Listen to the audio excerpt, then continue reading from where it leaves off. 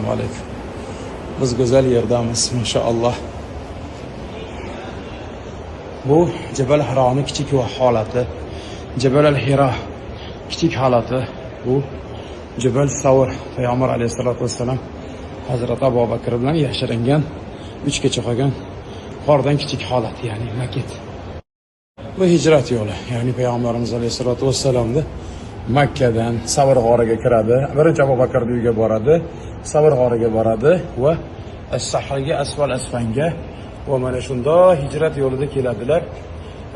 Mana shu kelishlarda Madina Munawvaraga kirishda rukubada bo'ladi, Al-Arshga kiradilar. Bu yerdan kelyaptilar, Al-Aqiqqa kiradilar. Al-Aqiq Madinaga kirayotgan vaqtlarda Al-Usbaga kiradi, Masjidul Asbah deyiladi. Va Masjidul Qubo va oxirida Madina Munawvaraga keladilar. Mana strelka bilan ko'radi. Ko'rasizlarki, birinchi Nabiy alayhisolatu vassalam hojilarimizga borganda Madinada birinchi kirgan joylari Masjidul Usbah deymiz. Ana shu Usba masjidi mana shu joyda, keyin Quboga boradi, Qubodan Madinaga tushadilar. Bu hijrat yo'li, birodarlar. Qadimgi Madinani uylarini shakllari mana shunday bo'lgan. Xuddi sahobalarning mahallasiga o'xshaydi, subhanalloh. Oldingi Rasululloh davridagi sahobalarning uylari mana shu shaklda bo'lgan, bu eshiklari bo'lgan. Qani endi taqalasiz ichlaridan Hazrati Bilol chiqib kelsalar, subhanalloh. Subhanalloh. Hammasi mana shunday toshli uylar bo'lgan. Bu tarafda ham mana shunday uylar. Mana shu xonadon kimnikini bo'lib qolishini xohlardingiz? Jon deb xohlardim Abu Bakrning xonadoni. Subhanalloh. Eshikni ochib Abu Bakr radhiyallohu anhu ochib kelsalar, siz bilan biroz suhbat qursalar, qanaqa go'zal. Alloh zotlari bilan jannatdagi uyimiz mana shunday barobar qilsin, qo'shni qilsin inshaalloh. Qadimgi Makka mukarrama, Ka'ba muazzama, bunisi Abu Bakr Siddiqda xonadonlari bo'lgan, Ka'ba muazzama, Norul Nadwa, hozir haramda mana shu nimani King Abdulloh eshigining o'rinlariga to'g'ri keladi. Dorul Nadwa Quraysh rahbarlari o'tirib gaplashadigan joy. Dorul Arqam, ya'ni Safo Marva tepaligining orasida joylashgan. Dorul Arqamda Payg'ambar alayhisolatu vasallam yashirinib ko'p mana shu joyda o'tirganda ko'p Qur'on oyatlari vallohu alam mana shu joyda tushgan. Jabalul Safo bu joy, Jabalul Marva mana Safo Marva oralig'ida Dorul Arqamda eshiklari bo'lgan. Ya'ni Safo Marvaning eshigi o'rniga tushib ketgan bu uylar. Jabal Umar ana shu joyda bo'lgan, mana ko'ryapsizlar. G'ani radhiyallohu anhu Nabiy alayhisolatu vasallamning xonadonlari hozirlarga topib beraman. Dorul Mu'minina, mana Dorul Mu'minina Hadicha radhiyallohu anha. Azizlar, biz sizlar bilan endi qadimgi Masjidul Nabaviyning ichiga kirib keldik. Mana alhamdulillah. Hattoki yerlarida ham Rasululloh davrida qanday bo'lsa ana shunday shag'alga o'xshagan narsalar bor. Ko'ryapsizlar, qadimgi Payg'ambar alayhisolatu vassalam davridagi masjid avval qibla bu tarafda bo'lgan.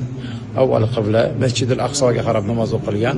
Undan so'ngra qibla bu tarafga, Masjidul Haromga o'zgartirilgan. Ya'ni ko'ryapsizlar, Nabiy alayhisolatu vassalamning xutbai muazzamalari. Rasululloh alayhisolatu vassalam xutbaga mana shu joyda chiqqanlar. Rasululloh xutbaga chiqib mana shu joyda o'tirardilar. Allohning fazli bilan mana shunaqa xutbaning ustiga o'tirardilar. O'tirganlarida nima uchun bu yeyilib ketgan deslar, barmoqlari bilan mana shu xutbalarni o'ynar ekanlar. 10 barmoqlari bilan o'ynar ekanlar. Shuning uchun bu xutbani bu yerlari yeyilib ketgan ekan. Shunga ishora qilingan. Rasululloh alayhisolatu vasallam xutbalari bu tarafi aylanmaydilar. U ham aylanardi. Lekin bu taraflarni o'ynab o'tirganlar deb ustoz ham mana shu joyda vakillari aytdi. Tomlari mana shunday. Bismillahirrahmanirrahim. Hujra-i Sa'adat. Fondasi rumahnya terbuat dari batu. Tingginya dari tanah liat. Nabiy alayhisolatu vassalamda hujralariga kirish eshiklari masjiddan bu yoqdan kirardilar va mana shu joydan chiqardilar. Makkaga, Masjidun Nabaviyga bu yoqdan chiqardilar. Hujra-i Sa'adat bu yoqda. Rasululloh hujralariga kiramiz. Kamar kecil tampak sekali pemandangan kezuhutannya. Efendimiz evlari. Berkerikil. Itu adalah bantal dari serat tanaman. Di sana ada selimut. Ini adalah rak yang di atasnya ada sedikit gandum. Ini adalah wadah air tergantung air sebenarnya. Jika kita keluar dari rumah Nabi yang mulia, menaiki tangga yang terbuat dari batang kurma itu, maka di atas rumah kita bisa melihat ada sebuah kamar. Hai orang-orang yang beriman, di kamar yang mulia inilah Rasulullah Shallallahu Alaihi Wasallam hidup bersama Aisyah radhiyallahu anha, manusia yang paling dicintai olehnya, menjalin kehidupan yang indah dipenuhi dengan kasih sayang, Rasululloh uylari aynan mana shu ko'rinishda bo'lgan qadimgi uylari Payg'ambarimiz alayhissalomni masjiddan chiqqaningizdan keyin mana shunday kulba ko'rinishda bo'lganlar. Orqalaridagi kulbalar bo'lsa boshqa sahobiy onalarimiz uylari bo'lgan. dengan syariatnya. Uylarning ichlari qanday oddiy. Wafatlah Rasulullah Mana shu videoda ko'rayotgan va nolayotgan har qanday odamni uyi bundan uni oldida qasam. Lekin Nabiy alayhissalatu vassalam mana shu holatlarda ham nolimaganlar. Mana shu yotoqlarining o'rinlari xurmoni po'stloqlaridan bo'lgan. Aisyah tetap tinggal di rumah yang Rasululloh o'tganlar uyda tomlar ochiladi.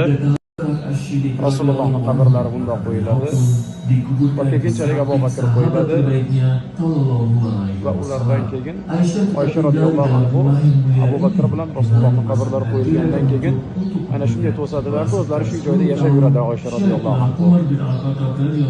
Keyinchalik Hazrat Umar vafot qilganlaridan keyin Umar radhiyallohu anhuning qabrlari ham mana shu joyga qo'yiladi. Oysha onamiz endi nomahram bo'ldi deb mana shu joyga devor qildirtiradi. Devor qildirib, uch qabri sharif mana shu joyda qoladi. Oysha onamiz umrlarining oxirigacha shu kulbada yashaydilar. Aisyah menjadikan sisa ruangan ini untuk sholat dan ibadah. Aisyah tetap menjaga bagian kecil ini yang dulunya ruangan Keyinchalik bu Oysha radhiyallohu anhu vafotlaridan keyin o'zgartiriladi. Aisyah dimakamkan di Oysha onamiz vafot etganlaridan keyin dan ditutuplah rumahnya. ayrim ma'lumotlarda laqiga qo'yilgan deydi. Eshik yopiladi. Hech kim kirmaydigan holatga olib kelinadi. Eshik yopiladi. Hujra-i saodatni devorlari buziladi. Umar ibn Abdulazizning xalifalik davriga keladi. Mana shu kulba-i saodatda o'rniga devor qo'yiladi-da, va atrofi yana bir karra devor bilan o'rab chiqiladi. Ka'ba to'rtburchak bo'lganligi uchun to'rtburchak bo'lib qolmasin deb buni 5 burchak burchagida o'raladi. Buzildi va 5 burchak shaklida Rasulullohning uylari o'raladi. O'ralgandan keyin u yerga kirish eshigi qolmaydi va eshik to'laligicha yopiladi. Rasulullohning qabrlariga kirish Umar ibn Abdulaziz davridan yopiq. Engkau tidak melihat kota Madinah lebih Masjid ichiga qo'shiladi. Ko'rganingizdek, keyinchalik masjid kengaytiriladi. Hujratul Saodat Masjidun Nabaviyning ichida qoladi va Masjidun Nabaviy kengaytirilgandan keyin aynan Rasulullohning bor joylari namoz salom berib chiqiladigan joyga aylantiriladi. Masjidni kengaytirilishi istijari. Dokumentasikannya selama bertahun-tahun. Tunggu di depan pengunjung. Hozirgi ko'zlar Masjidun Nabaviy bu joy aynan Hujra-i Saodat bo'ladi. Bu joy Rasululloh qabrlariga salom berish, bu joy Abu Bakrniki va bu joy Umar radhiyallohu anhuga salom berish joylari. Bu Hujra-i Saodatning devoriga yopilgan Kisva-i Saodatning yopinchig'i. Orqasida devor bor, uni orqasida hujra bor va uni orqasida qabri Nabiy bor. Masa kerajaan Saudi Arabia.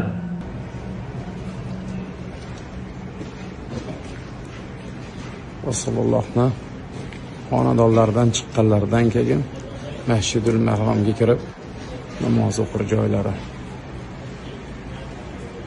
Tasavvur qiling, xuddi mana shu joyga Rasululloh alayhisolatu vassalom kelyaptilar. Xutba-i muboraklariga chiqyaptilar. Mana shu joyga o'tirib yuzlandilar.